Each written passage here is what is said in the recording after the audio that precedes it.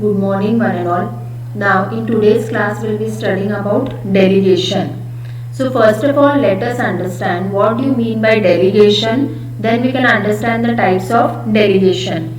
Delegation means what? Assigning the work to other person, that is called as a delegation. Okay, like suppose right from the stage of starting module we had studied what do you mean by management. In a management what happens, manager he alone will not sit doing entire work. He will try to allocate the work to different people. Means he will try to assign or he will try to delegate the duty or whatever the authority and responsibility to all other people. That is called as delegation. Delegating or assigning or allocating the work to different individuals or different employees who are working in the organization is called as delegation. Then let us understand what are the different types of delegation. Okay, first one is general delegation. General delegation means what? It is the work is being delegated generally as a whole. Okay, there is no certain restriction that the work should be delegated only to one individual. Okay, other individual. In common whatever work is been allotted, okay, it is been distributed allotted to the common individuals. That is called as a general delegation. Now already you know that in the organization different departments are there, like HR, finance, marketing, production departments are there. Okay, so whenever the manager he want to delegate or assign the duties to different individual, it can be given generally or common to any individual or common to any employee who is working in the organization. Okay, that is called as a general delegation. The next one is specific delegation.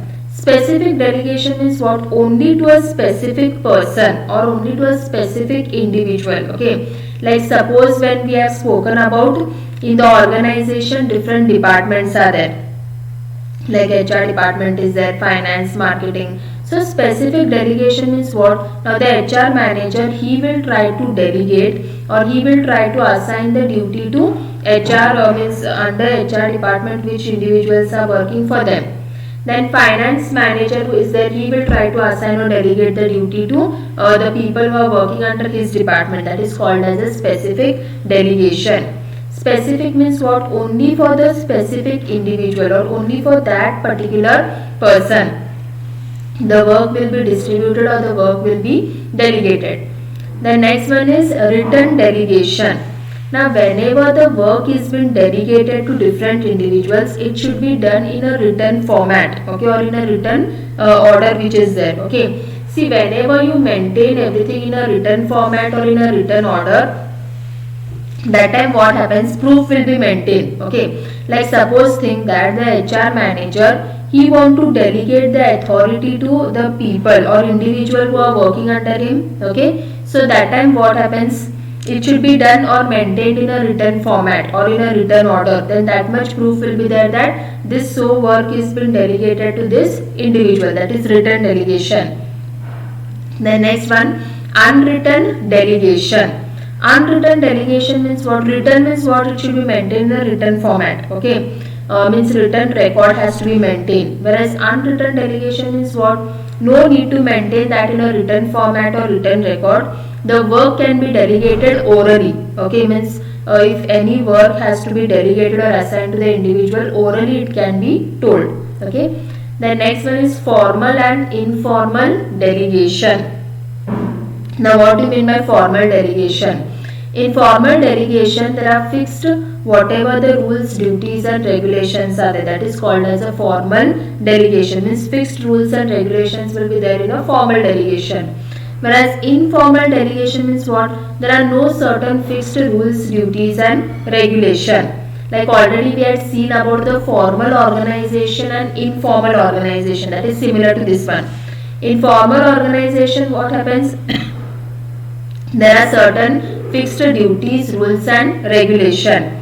Whereas in informal organization there are no certain fixed duties and regulation. The next one is downward delegation. Downward delegation means what? As you know that authority flows from top management to the lower level management. So downward delegation means what? Authority is there in the top management, okay, then responsibility will be given to the middle level management and then to the lower level management. So it will flow in a downward manner. That is called as a downward delegation. So downward delegation means what? Authority is there from the top management to the lower level management. The next one is accrued delegation. Now accrued delegation is what? Here the subordinate who is a worker, he will try to delegate the authority to the supervisor. But that is not possible. We have not seen any time that the subordinate will delegate the authority to the supervisor. This rarely happens in any organization. Usually what happens, the superior who is there or supervisor, he will try to delegate the authority to the subordinate. But in accrued delegation, this is just opposite. That is, the subordinate only will try to delegate the authority to the supervisor. But this doesn't happen in the organization. The next one is what? Sideward delegation. Sideward delegation means what? Who are there in the same position. Like suppose one departmental manager, he will try to delegate whatever the authority is there to other departmental manager who are there in the same position. That is called as a sideward delegation. So just briefly we'll understand the types of delegation. First one was general delegation. General delegation means what? In common the work is been allocated to all the individuals. Okay, means delegation is what? The work is been delegated or how the duty is been assigned. Then specific delegation. Specific delegation means work is assigned only for a specific individual, for a special purpose which is there. Okay, like suppose for example in the organization how different departments are there: HR, finance, marketing. So HR manager, he will try to delegate what authority is there to under his department. Then finance manager, marketing manager and so on. Then written delegation means what? Whatever the rules, duties which are there are maintained in a written format. Okay. And unwritten delegation is what? There is no requirement of to maintain in a written format. Whatever the work is being delegated, distributed, it is being done orally.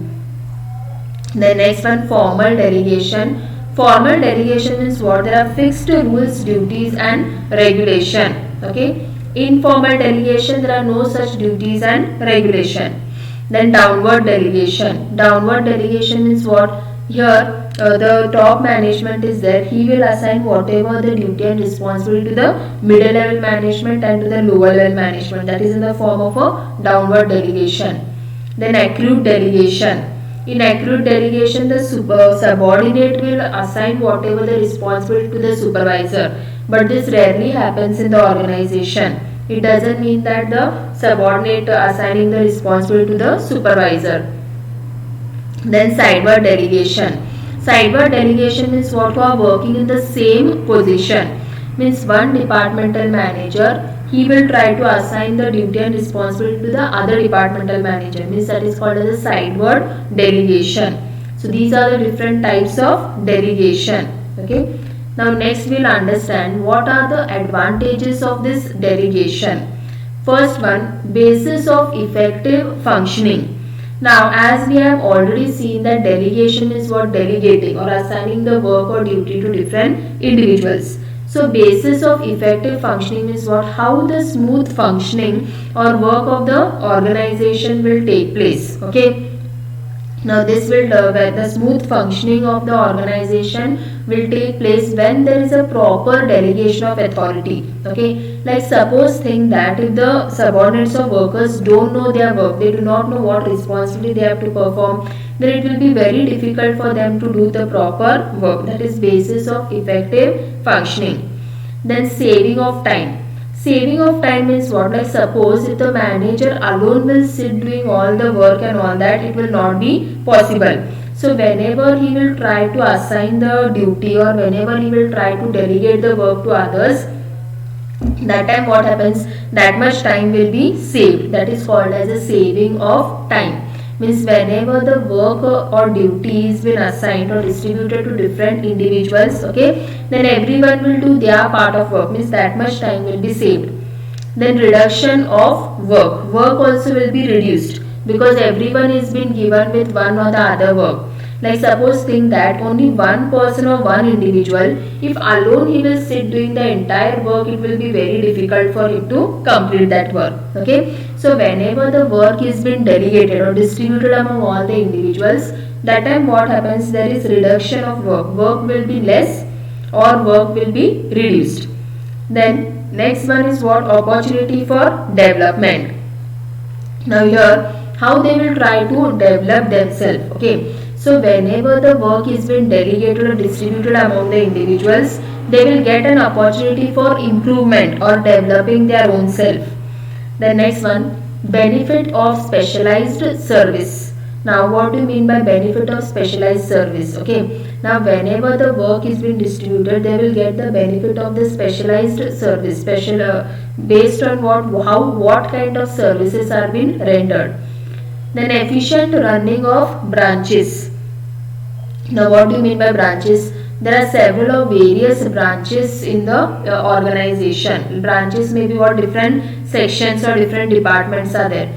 So efficient running of branches means what? They should be smooth flow or smooth functioning of the organization. The next one is interest and initiative. See, whenever any person is trying to do the work, he should try to do it with full interest and full enthusiasm. Suppose if he doesn't do the work with interest, only for namesake if he is trying to do the work, then obviously he will not give a good output or good result. So you should try to do the work with full interest and take initiative also. Initiative means what? Taking initiative or coming forward, okay, and expressing whatever his ideas and opinions are there. The next one is satisfaction to subordinates. So how they will try to satisfy the subordinates are there? Subordinates means what? The different workers are there, okay. So they should render a good satisfaction to the subordinate. Subordinate should be satisfied, okay. Now after allocating the work to different individual. So these are the advantages of delegation, okay. Just briefly we'll understand basis of effective functioning. So how they can be a smooth flow and functioning in the organization. Then saving of time. Saving of time means what? Like due to this delegation of work or authority, the time will be saved and there will be reduction of work also. Work also will be less or reduced. Then opportunity for development. They will get an opportunity for developing or improving themselves. Then benefit of specialized service and efficient running of branches. Means whichever the branches are there or whatever the departments are there in the organization, how they can be efficient running of that, means smooth flow of the branches. Then interest and initiative. Interest means what? Taking interest and initiative, okay. Now taking interest means what? Now whenever the workers or individuals are trying to do the work, they should try to do that work with full interest. And initiative means what? Coming forward and taking initiative and express the ideas and opinion. Then satisfaction to the subordinates. The subordinate should be satisfied while trying to do the work. So in today's class we have studied about the delegation, that is the types of delegation and advantages of delegation. Delegation means what? Delegating or assigning the work or duty or responsibility to different people or different employees who are working in the organization. Because of that what happens? Time will be saved, work will be reduced, okay. So this everything we have studied in the delegation. Thank you.